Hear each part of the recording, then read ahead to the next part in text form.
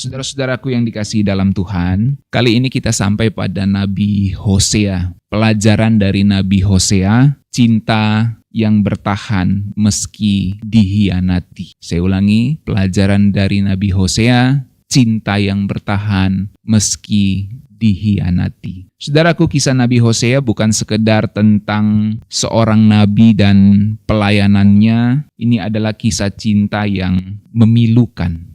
Tuhan memerintahkan Hosea menikahi Gomer, seorang perempuan yang akan mengkhianatinya. Sebagai lambang hubungan Tuhan dengan Israel yang terus berselingkuh secara rohani dengan para allah lain. Jadi Israel itu berselingkuh secara rohani dengan menyembah allah-allah lain, saudaraku. Dan Tuhan mengutus Hosea untuk menikahi Gomer yang nantinya akan mengkhianatinya. Dan itu sebagai lambang, Gomer ini menjadi lambang Israel yang mengkhianati Tuhan. Hosea tidak hanya menyampaikan nubuat-nubuat, saudaraku. Ia menghidupi pesan itu dengan hatinya sendiri. Kitab Hosea mengungkap kasih Tuhan yang tidak menyerah walau umatnya tidak setia. Saya ulangi, kitab Hosea mengungkapkan begitu terang bagaimana kasih Tuhan itu tidak menyerah meskipun umatnya tidak setia. Saudaraku, ini adalah cinta yang tidak logis menurut manusia. Ya udah, kalau diselingkuhin ya udah, tinggalin aja. Ini cinta yang gak logis buat manusia. Tapi itulah kasih setia Tuhan. Meskipun umatnya begitu menyakiti hatinya, Tuhan tetap mengasihinya dan merencanakan anugerah keselamatan untuk bangsa ini. Saudaraku, dari sini kita belajar bahwa kasih Tuhan itu lebih kuat dari luka pengkhianatan. Saya ulangi, kasih Tuhan itu lebih kuat dari luka pengkhianatan. Dalam Hosea 1 ayat 1-3, saudara bisa membaca secara konteks di situ Tuhan menyuruh Hosea untuk menikahi Gomer, perempuan yang gak setia. Ini bukan hanya perintah aneh, tapi juga sangat menyakitkan, saudaraku.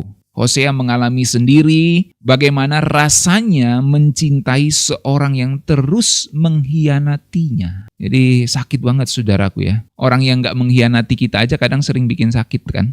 Apalagi yang mengkhianati terus, saudaraku. Bikin sakit banget ya. Nah, pelajarannya dari sini, saudaraku, bahwa Tuhan rela terluka karena cintanya kepada umatnya. Inilah definisi mencintai hingga terluka itu, saudaraku. Hosea telah menjalani definisi mencinta hingga terluka. Hosea menjadi gambaran sosok Tuhan Allah Israel yang begitu mencintai Israel yang selalu berselingkuh dari Tuhan. Kasih sejati itu tidak selalu indah, saudaraku, tetapi bertahan bahkan sampai dikhianati. Bahkan saat dikhianati, maksud saya. Jadi kasih sejati itu perjalanannya nggak selalu indah, ya.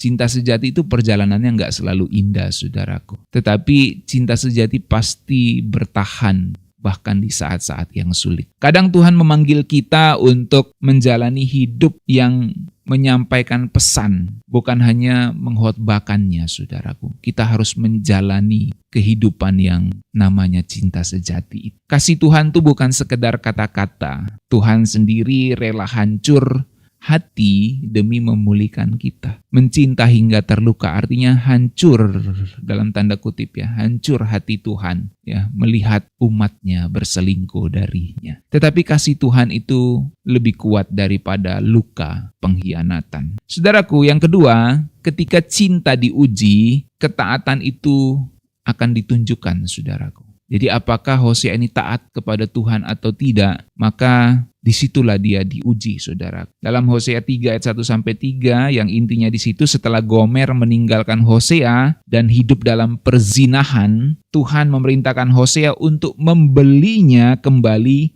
dan mengasihaninya lagi, saudaraku. Ya. Dan pelajaran dari sini kita mengerti Tuhan tidak menyerah atas umatnya, saudaraku. Tuhan tidak menyerah atas umatnya. Bahkan setelah mereka jatuh berkali-kali. Pemulihan Tuhan bukan sekedar menerima kembali. Nah, ini menariknya, saudaraku ya.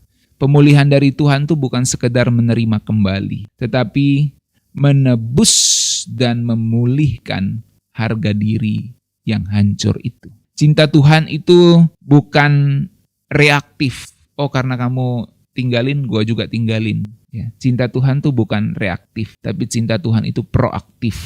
Meskipun kamu mengkhianatiku, aku tetap mengasihi engkau. Meskipun engkau tidak setia, aku tetap setia. Cinta Tuhan tuh bukan reaktif, saudaraku. Cinta Tuhan itu proaktif dan penuh komitmen. Cinta Tuhan tidak menunggu kita layak. Ya. Dia datang menebus kita bahkan ketika kita tenggelam dalam dosa. Kita belajar beberapa waktu ini tentang ekonomi salib, dan di RBT tadi malam saya mengajak kita merenungkan ada deregulasi salib, saudaraku ya. Bahwa Tuhan itu begitu mengasihi kita dengan salibnya itu, saudaraku. Jadi cinta Tuhan itu nggak menunggu kita layak. Justru kita dilayakkan waktu kita menerima cintanya. Jadi kita menerima dulu, saudaraku, baru kita dilayakkan. Ya. Jadi bukan kita berbuat baik dulu, baru kita dilayakkan. Kita hanya tinggal menerima saja, sehingga kita menjadi layak.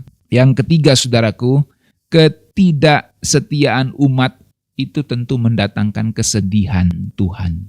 Ya. Dalam Hosea 4 ayat 1-2 dan Hosea 6 ayat 6, intinya di situ Israel itu hidup dalam dosa, bersumpah palsu, membunuh, mencuri, dan berzina. Ya. Mereka masih memakai ritual keagamaan, tetapi hati mereka jauh dari Tuhan. Saudara bayangkan ya, orang berjubah agama, ya, mengatasnamakan segala sesuatu dengan agama, tapi melakukan kejahatan. Nah, itulah yang juga terjadi di dalam bangsa Israel saat itu. Dari sini kita mengerti bahwa Tuhan tidak terkesan dengan ritual tanpa relasi, saudaraku. Apa artinya ritual tanpa relasi? Apa artinya kita bangun doa pagi seperti ini, tapi kita tidak sungguh-sungguh mencari Tuhan, hanya untuk dilihat orang, hanya untuk supaya kalau ditanya Pak Gembala, bangun pagi enggak? Oh bangun Pak, gitu. Doa pagi enggak? Doa Pak, gitu ya. Supaya enggak rasa bersalah gitu. Apa gunanya, saudara? Kita melakukan ritual-ritual rohani, tapi tanpa relasi yang sungguh-sungguh kepada Tuhan. Jadi ritual itu bukan tidak penting, tapi apa artinya ritual tanpa relasi? Relasilah yang mendasari setiap ritual kita, setiap acara keagamaan kita itu menjadi acara keagamaan yang sungguh-sungguh memuliakan Tuhan. Relasilah yang menjadikan semua itu, saudaraku. Ketulusan hati lebih penting daripada simbol-simbol agama. Apa gunanya kita pakai kalung salib, kita pakai apalah, dasi, jubah, jas gitu ya. Atau bahkan mungkin kita pakai gamis-gamis tertentu, baju-baju tertentu. Apalah artinya itu kalau kita tidak tulus hati, saudaraku. Jadi ketulusan hati itu lebih penting daripada jubah agama. Dosa bukan hanya pelanggaran hukum, tapi pelanggaran terhadap kasih Tuhan. Kasih Tuhan yang begitu mengasihi kita, mencintai kita apa adanya, tapi kita mengkhianati kasih itu. Jadi dosa bukan sekedar pelanggaran hukum, tapi pelanggaran terhadap kasih setia Tuhan. Tuhan nggak cari upacara kita, saudaraku, seperti bangsa Israel yang dia pikir dengan upacaranya di hadapan Tuhan, tapi dia tetap menyembah berhala, tetap tidak setia pada Tuhan, Tuhan akan suka. Jadi Tuhan nggak cari upacara atau ritual. Dia rindu hati yang sungguh-sungguh mencintai Dia, yang hanya berpaut kepada Dia, tidak berpaut kepada Allah-Allah lain, saudara. Yang selanjutnya, yang keempat, kita belajar dari Hosea ini. Kalau yang pertama tadi kasih Tuhan lebih kuat dari luka pengkhianatan. Yang kedua, ketika cinta diuji, ketaatan itu ditunjukkan. Yang ketiga, ketidaksetiaan Tuhan atau ketidaksetiaan umat, maksud saya ulangi, ketidaksetiaan umat itu merupakan kesedihan Tuhan. Dan yang keempat, Tuhan menegur karena kasih, bukan karena benci, saudaraku. Ya. Jadi dalam Hosea 11 ayat 1-4 dan Hosea 14 ayat 1-4, Tuhan menggambarkan Israel sebagai anak kecil yang dituntunnya, tapi anak itu malah lari menjauh. Walau begitu Tuhan berkata, bagaimana mungkin aku menyerahkan engkau? Intinya seperti itu, saudaraku ya. Dari sini kita belajar bahwa teguran Tuhan adalah undangan untuk kembali, bukan hukuman semata, ya. Teguran Tuhan itu undangan untuk kembali, ya. Re-invite, bukan hanya sekedar teguran, bukan hanya hukuman, tapi re-invite, undangan kembali, saudara. Di balik murka Tuhan selalu ada kasih yang rindu bahwa umatku ini dipulihkan. Tuhan lebih suka memeluk kembali daripada menghukum. Ini yang perlu kita mengerti, saudaraku. Jadi ketika Tuhan menegur kita, sebenarnya Tuhan sedang ingin memeluk kita kembali, bukan mau menghukum kita, saudaraku. Teguran Tuhan bukanlah tanda kebencian. That's the point. Itu poinnya, saudaraku ya. Tapi teguran Tuhan itu adalah bukti cinta yang nggak mau kehilangan kita. Ya. Dan sebagai kesimpulannya, saudaraku, apa yang bisa kita pelajari dari Nabi Hosea? Kasih sejati tetap bertahan meski dikhianati. Tuhan tidak pernah menyerah atas hidup kita, bahkan saat kita ada di titik terendah, saudaraku. Ketulusan hati itu lebih penting daripada sekedar ibadah-ibadah yang kita lakukan, ritual keagamaan yang kita lakukan.